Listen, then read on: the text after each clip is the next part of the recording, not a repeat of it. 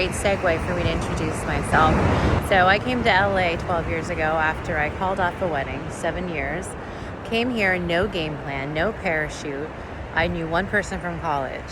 Did I pursue music then? No. I had no clue I was a deer in headlights. And this has kind of been how my life has gone. I made a choice from my heart. I knew it was something that I needed to do. And since I've been out here, I've found and I've lost myself. I've done things very unconventionally in general in my life. I was a non-traditional age student because I left college after my first year, and then I put myself back through college. I bartended for a very long time. And along the way in my journey in life, the more I got connected with who I was, the more I realized that, at one point I was in school as a pre-law student, an English major, to go to law school. I had a letter of recommendation to go to Harvard Law School, and there was a series of events that happened in my life that were really hard, and it really forced me to deal with what I was going to be doing for my life when I was faced with having to go up against the legal system. And I was very disheartened by my experience with it, with some things that were going on with my ex-fiance and I completely switched courses. At the time, I was devastated, having to end a 7-year relationship, and I came to LA. Never been here before, but I started a new life. And what that new life looked like was not, a dream image initially. I was lost. I was an alcoholic. I worked as a bartender. I partied. I had a lot of fun, but I wasn't doing anything. I had no focus. And then, like I had said, I lost myself and found myself again. And when I got sober, things started to change. I started to have community. I started to have support and encouragement to go after the things that were really authentic to me. And it became very clear to me that I was an artist. And I had the opportunity of working with a record label before, the year before that, where I wore a lot of hats, working with the other execs. I even got to, in my first month of sobriety, on behalf of my Vocal Mentors Music Foundation, coordinate a festival with Kerry Gordy, who is the son of Barry Gordy, father of Motown, son of Barry and Diana Ross. And I'm like, holy shit. I, changed my life. And when I changed my life, the universe continued to, help guide me along. And there were definitely times I had opportunities that I missed before I got sober. Like crazy opportunities, like being in the studio with people that are now blowing up and being asked to be on their next album, and not knowing who I was, saying I'm a pre-law student, I'm not a singer. But in actuality at the time, I was just bartending. I wasn't living in reality. I had been in this kind of shame spiral that I was hiding behind this partying lifestyle. And so when I had to get sober and get real with myself, that's when I started everything from the bottom up. I rebuilt my life. I changed what I was doing for a living, which, do you know how scary that is when you've been doing the same thing for a decade or more? Very, because I had at that point thought that I was only able and capable of doing what I was doing, which was so not the truth. And I say that because it's never too late to start the things you want to do.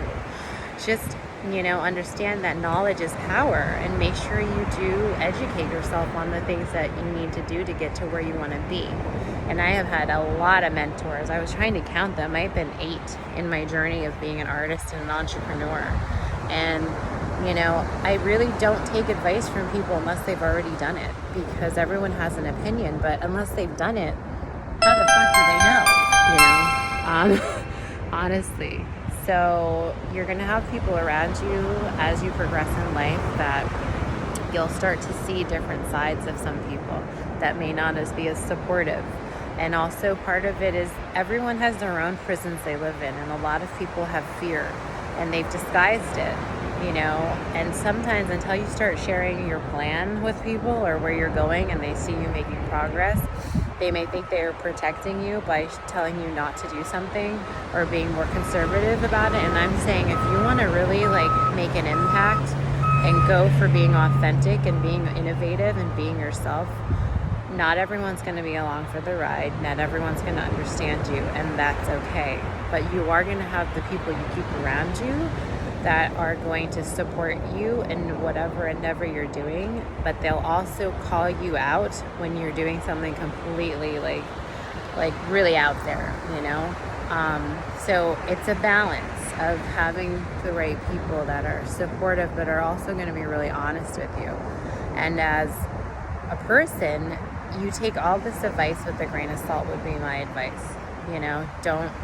Don't make a decision about anything yet, but don't try to do it all by yourself either. I've learned having mentors and people around you to help keep you accountable for the things you're doing is really important, because we can't be objective of what we're doing.